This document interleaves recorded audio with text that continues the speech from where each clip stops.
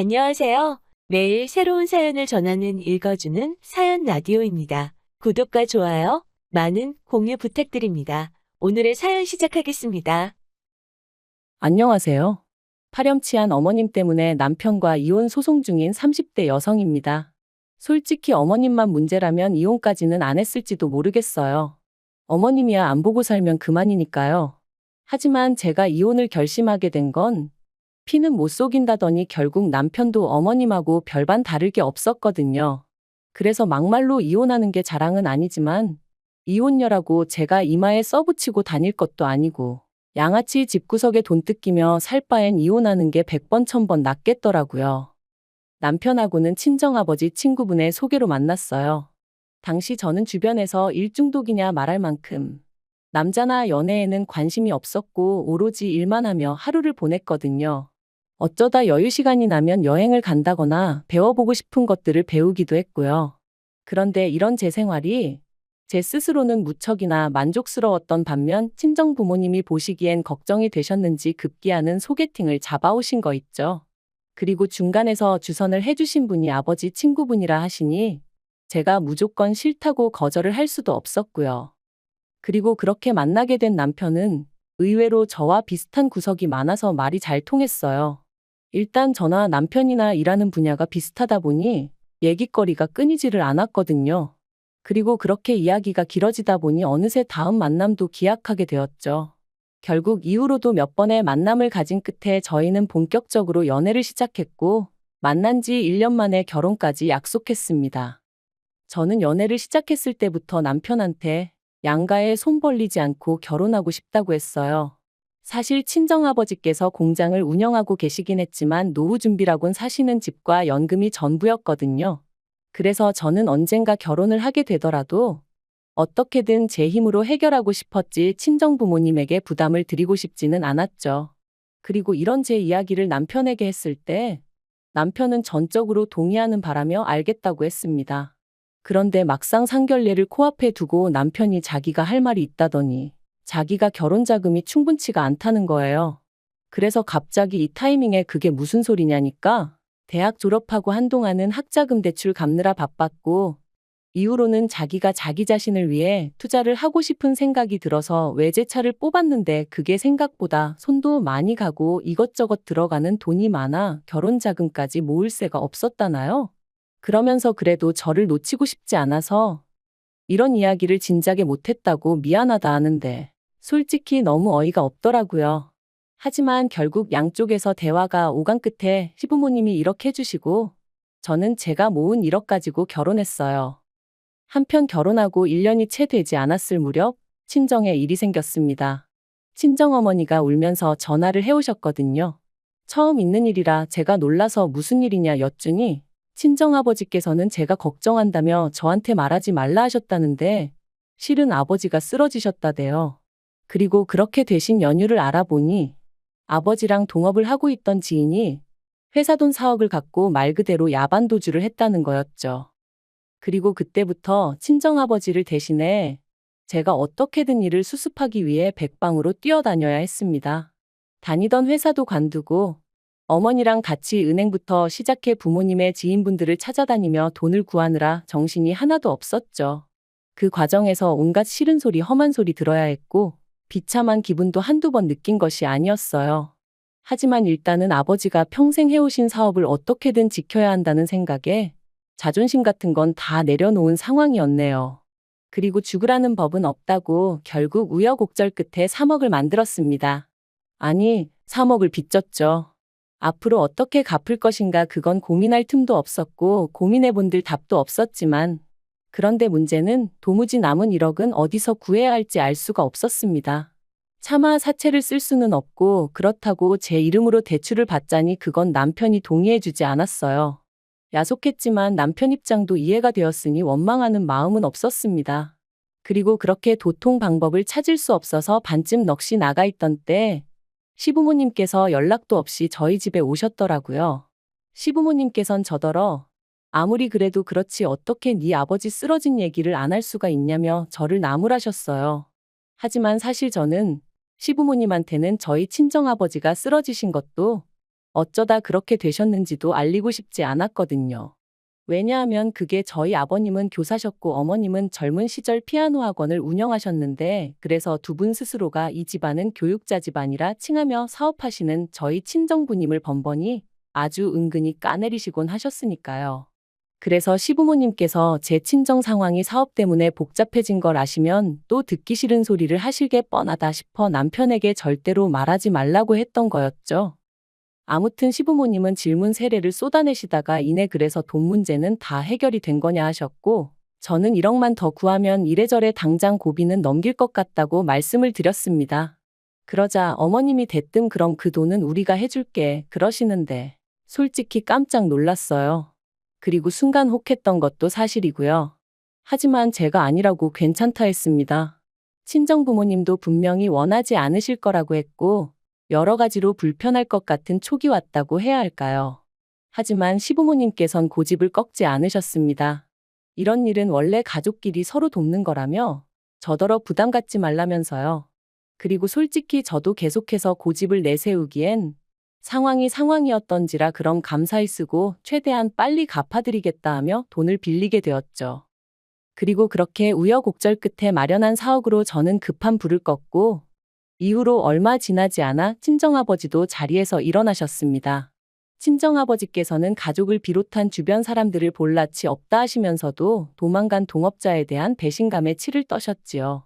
경찰에 이미 신고를 해둔 상황이었고 출국 금지까지 내려져 있었기에 잡는 건 시간 문제라 했지만 어쨌든 아버지께선 정신적으로 많이 약해지신 상황이었습니다. 그래서 결국 제가 회사를 관두고 부랴부랴 아버지 사업을 이어받았어요. 하지만 돌이켜 생각해보면 저를 정말 힘들게 한 건 아버지의 사업도 아니었고 돈 4억을 갚아야 한다는 중압감도 아니었습니다. 그건 다름 아닌 1억을 빌려주신 이후로 시부모님이 보여주신 행동들이었어요. 자의반 타의반으로 시부모님께 돈 1억을 빌리게 되었을 때 저나 시부모님 사이에 정확히 오간 말은 없었지만 그래도 저도 절대로 공짜로 가져다 쓸 생각은 없었거든요. 하지만 어머님이 이자로 매달 100만 원을 요구하셨을 땐 솔직히 좀 당황스러웠던 게 사실입니다. 그것도 원금은 포함하지 않고 이자만 100만 원이요. 그래서 제가 남편에게 이건 좀 아니지 않냐 하니까 그냥 생활비 좀 보태드린다 하고 드리라는데 제가 저 돈 빌려달라고 부탁을 드린 것도 아니고 어이가 없더라고요. 하지만 이런 문제로 어머님과 부딪히기엔 제가 처리해야 할 일이 너무나 많았어요. 그래서 남편과 합의한 게 원래 드리던 용돈이 매달 50이었으니 거기에 50 얹어드린다 생각하겠다 했습니다. 그런데 이번엔 시부모님이 나서셔서는 사람이 어려울 때 도와준 사람한테 그러면 되네 안 되네 하시는데 정말 칼만 안 들었지 날강도가 따로 없다 싶대요. 그래서 제가 그때 아주 작정을 했어요. 어떻게든 시댁 돈부터 갚는다고 말이죠. 하지만 어머님 아버님의 횡포는 거기서 끝이 아니었습니다. 어쩌다 돈 100만 원 드리는 게 하루라도 늦어지면 저도 저희 남편도 아닌 저희 친정어머니께 연락을 하셨어요. 그리고는 이렇게 제가 밖으로만 돌 줄은 몰랐다 그러니 애도 안 생기는 거 아니겠냐. 우리는 교육자 집안이라 우리 수준에 맞는 참하고 조신한 아가씨를 원했다. 별의별 이야기를 다 해대시더라고요. 그러면 저희 친정어머니는 그래도 시부모님한테 1억을 가져다 썼다는 생각에 싫은 소리도 못하시고 죄송하다. 그리고 이런 일을 두세 번 겪고 나니까 진짜 너무 화가 나대요. 그래서 정말이지 돈만 생겨봐라. 내가 그 1억부터 갚는다 하고 일을 갈았다니까요. 그리고 그렇게 산지 2년이 다 되어가던 올해 봄, 저와 친정 식구들은 뜻하지 않은 연락을 받았습니다. 그건 바로 저희 공장과 오랫동안 거래를 해오던 중견기업이었는데 그쪽에서 저희 공장을 아예 인수를 하고 싶다는 것이었죠. 생산 라인도 추가로 설치하고 뭐 자세한 건 저희에게 말해줄 수 없다면서도 어떠냐 하는데 솔직히 저는 제발 팔았으면 싶었어요. 왜냐하면 그쪽에서 공장만 인수하는 게 아니라 저를 팀장급으로 데려가고 싶다고 했으니까요. 하지만 친정부모님, 특히나 일평생 사업을 꾸려오신 아버지가 어떤 심정이실지 도저히 모르겠어서 어떤 의견도 낼 수가 없었죠. 그런데 그 이야기가 나오고 하루 만에 친정아버지께서 팔아버리자셨습니다. 이제 이것저것 신경 쓰며 살기엔 만사가 귀찮다 하시며 동업자가 그렇게 날라버린 이후로는 솔직히 공장 생각만 해도 우라가 치밀어서 죽을 맛이셨다고요. 그리고는 저더러 잘 알아봐서 제값 잘 받고 팔아버려라 하시는데 진짜 온갖 감정이 복잡하게 뒤섞이면서 눈물이 다 나더라니까요. 일단 결정을 내리고 나니 이후에 일은 일사천리로 진행되었습니다. 제가 자세한 과정을 여기다 적을 순 없지만 결과적으로 저희는 13억이란 돈을 남겼어요. 저도 친정부모님도 모두 만족스러운 거래였고 이후로 남아있던 빚을 청산했습니다. 시댁에 지고 있던 1억도 갚았죠. 솔직히 계산해보면 1억 빌리고 1억 2천이나 드린 거지만 빌려준 사람하고 빌린 사람하고 마음이 같을 수는 없는 법이니까요. 이런저런 빚을 다 갚고 나니 남은 건 10억이었고 친정 부모님께서 저에게 3억을 주시겠다 하셨습니다. 그런데 제가 거절했어요. 당장 그렇게 큰 돈이 필요하지도 않았고 어쨌든 친정 부모님의 사업장이었던 만큼 두 분 노후 자금으로 쓰시는 게 맞다고 생각했으니까요. 그러자 친정어머니께서 그럼 당신이 잘 가지고 있다 훗날 제가 도움이 필요하다 할 때 주시겠다 하셨고 저는 그렇게 해달라 했습니다. 그리고 저희 친정부모님은 10년 넘게 타던 차를 새 차로 바꾸셨어요. 남들이 좋다 하는 외제차는 아니었지만 앞으로 두 분이 여기저기 구경도 다니고 그렇게 편하게 사시겠다면서요. 그런데 이제 이렇게 크고 작은 변화들이 저희 친정에서 생기니 남편이 도대체 무슨 일인가 싶었던 모양입니다. 참고로 공장을 팔았다던가 그런 이야기는 했지만 시시콜콜한 이야기는 안 했어요. 또 뒤에서 장사꾼이 어떻고 이런저런 이야기 나오는 게 싫었거든요. 그런데 저도 저희 남편이 그렇게 집요한 구석이 있는지는 몰랐는데 저 몰래 제 핸드폰이며 노트북이며 뒤져봤던 모양입니다. 그리고 그렇게 저희 친정 부모님에게 목돈이 생겼다는 사실을 알게 된 거죠. 저더러 어떻게 이런 이야기를 자기한테 안 할 수가 있냐면서 난리가 났어요.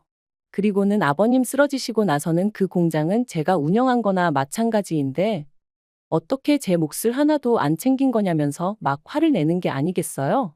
그래서 제가 내가 괜찮다는데 당신이 그렇게 열낼 거는 뭐냐 했습니다. 막말로 공장 일을 제가 공짜로 한 것도 아니고 그렇다고 자기가 저를 대신해서 생활비를 다 댄 것도 아니었으면서 말이죠. 하지만 남편은 그래도 그게 아니랍니다. 그리고는 저더러 어떻게 자기 밥그릇도 못 챙기냐면서 한심하네 어쩌네 말이 심해지더라고요. 그래서 제가 잘 알지도 못하면서 그런 식으로 말하지 말라며 우리 친정부모님 재산이고 그걸로 두 분이 뭘 어떻게 하시든 딸인 나뿐만 아니라 그 누구도 이러쿵저러쿵 말하면 안 되는 거라고 쏘아붙였네요. 그런데 이 촉새 같은 인간이 이 이야기를 또 그대로 시댁에 전한 모양입니다. 바로 이튿날 퇴근하고 집에 왔는데 현관에 어머님 아버님 신발이 보란듯이 놓여 있었거든요. 어이도 없고 짜증도 나고 하지만 솔직히 말해서 남편이 모든 걸 알아버렸다는 걸 알게 되었을 때 이런 일도 생길지 모른다고 어느 정도 예상은 하고 있었어요. 그래서 어머님 아버님이 무슨 말씀을 하시건 정신 똑바로 차려야지 하고 마음을 다잡고 인사를 드렸죠. 그런데 어머님이 저더러 대뜸 괘씸하답니다. 저뿐만 아니라 저희 친정부모님도 전부 다 어떻게 사람들이 그럴 수가 있냐면서 이건 아니지 그러시는 거예요.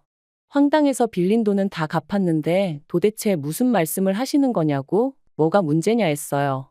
그랬더니 1억을 빌렸다고 1억으로 갚는 사람이 어디 있냐면서 공장 팔아 13억이나 받아놓고 어떻게 입을 싹 닦을 수 있냐 그런 말씀을 하시더니 대뜸 저더러 누구 덕분에 그 공장을 지켜낼 수 있었는지 벌써 다 잊었냐대요. 그리고는 덧붙이신 말씀이 가관이었습니다. 당신들이 아니었음 이런 날이 왔겠냐며 13억의 절반을 달라고 하셨거든요. 어이가 없어서 제가 막 웃었어요. 그리고는 제가 어머님더러 사채업자시냐 물었습니다. 1억 그것도 필요 없다 괜찮다 하는 걸 가족이 어떻고 저떻고 하시면서 빌려주셔놓고 2년 동안 이자라고 가져가신 돈만 2천이다. 거기다 그뿐이냐. 툭하면 내가 너희 가족한테 어떻게 했는데 하시며 이것저것 얼마나 많이 바라셨냐고 따졌죠. 게다가 그동안 저희 친정어머니 상대로 갑질도 어지간히 하셔놓고 그런 건 싹 다 까먹기라도 하신 건지 제가 어머님께 어디다 세게 머리라도 부딪히셨던 거냐고 물었어요. 그런 게 아니고서야 그동안 하셨던 행동들은 싹 다 잊으시고 대단한 은인이셨던 것 마냥 말씀하실 수는 없다고요. 게다가 13억의 절반이라니 지나가던 개도 웃겠다 했네요. 그랬더니 옆에 있던 아버님도 남편도 난리가 났어요. 13억의 절반이 제가 듣기엔 과할 수는 있어도 그래도 어떻게 며느리가 시어머니한테 말을 그따위로 하냐면서 말이죠. 그리고는 저더러 얼른 죄송하다 용서를 구하라면서 절반이 어려우면 못해도 3억은 내놓으랍니다. 듣자 하니 니네 친정부모가 어차피 너 3억 주려고 하지 않았냐며 그거 달라고 해서 가져오면 되겠다면서요. 정말이지 어머님 말씀하시는 걸 듣고 있자니 남편이 아주 제 핸드폰이랑 노트북을 샅샅이 훑었다는 것도 알겠고 자기들끼리 이러쿵저러쿵 말을 맞췄나 보다 싶은 게 오만 정이 뚝 떨어지더라니까요. 결국 그날 시부모님과 남편을 상대로 저는 말도 안 되는 언쟁을 해야만 했고 결국 제 집만 간단히 챙겨서 집에서 빠져나왔습니다. 그리고 바로 친정으로 향했죠. 그리고 이후의 과정은 지리하기 짝이 없습니다만 결론부터 말하자면 남편과는 이혼하기로 했어요. 정확히 말하자면 저의 일방적인 통보였죠. 제가 먼저 남편에게 이혼하자는 이야기를 하려고 만나자고 연락을 했습니다. 그리고 그렇게 약속 장소에 나가니 어이없게도 시부모님이 따라 나와 계셨어요. 저를 보자마자 첫마디가 반성 많이 했냐는 거였고요. 어이가 없어서 이번에도 웃었습니다. 잘못한 게 없는데 무슨 반성을 하냐면서 그럴 일은 제 눈에 흙이 들어가기 전까진 없을 거란 말과 함께 말이죠. 그리고는 남편에게 이혼 서류를 던져줬어요. 이거 주러 나왔다고, 조용히 협의 이혼했으면 좋겠다고. 하지만 소송으로 가는 것도 난 두렵지 않다. 그리고 애석하게도 남편은 협의 이혼은 못 해주겠다고 나왔습니다. 저더러 3억을 가져오면 해주겠다는데 제가 미쳤나요? 그렇게까지 이혼하게? 그래서 제가 그냥 법대로 하자 했어요. 솔직히 절대 제가 질 것 같지 않거든요. 시부모가 친정부모 재산 뺏어오라는데 그것부터가 제정신이 아니잖아요. 다행히 저희 둘이 살던 집은 전세여서 집주인에게 이혼 서류 냈다는 말과 함께 사정 설명하니까 뭐 그런 집구석이 있냐면서 계약은 빠른 시일 내에 정리해주겠다 했습니다. 그래서 엊그제 남편하고 보증금 반반 갈랐고요. 같이 쓰던 가정가구들은 시댁엔 둘 곳이 없다 하고 그래서 팔건 팔고 그렇게 정리했어요. 남편은 이혼을 안 할 건데 이걸 왜 정리하냐면서 난리부르스를 쳤지만 어머님이 먼저 그럼 이걸 어디다 다 두고 이고지고 살 거냐 화를 내시니까 찍소리 못 하던걸요. 참고로 어머님은 남편이 본가에 들어가 지내야겠다니까 내가 40 넘은 아들 뒷바라지나 해야겠냐며 아주 우울해 하시더라네요. 아무튼 지금 제가 바라는 건 그저 빨리 이 이혼 소송이 끝나서 다시는 그 염치 없는 면상들 안 보고 사는 것 뿐이에요. 혼자 잘 살다가 얼떨결에 결혼해서 이혼녀 딱지를 달게 된 게 억울하긴 하지만 인생 공부한 셈 치고 앞으로는 더 현명하게 살아가겠습니다. 긴 이야기 들어주셔서 감사합니다. 오늘의 사연은 여기까지입니다. 구독과 좋아요, 알람 설정해주시면 앞으로 더 좋은 사연으로 찾아오겠습니다. 감사합니다.